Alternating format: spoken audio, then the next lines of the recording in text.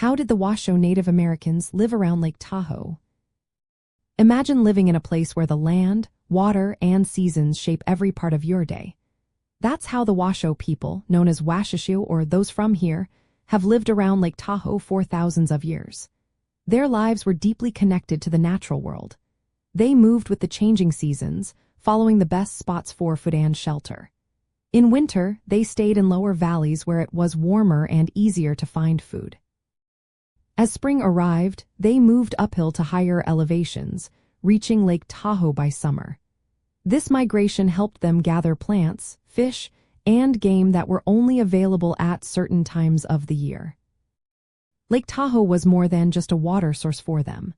They believed it was sacred, calling it Da'au Aga, which means edge of the lake. They thought the lake had healing powers and was the heart of life in the region.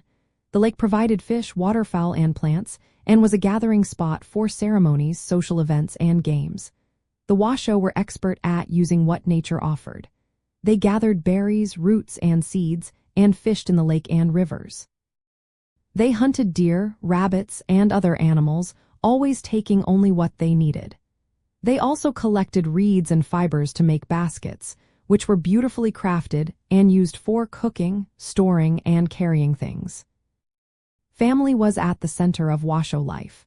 Households often included extended family members and close friends.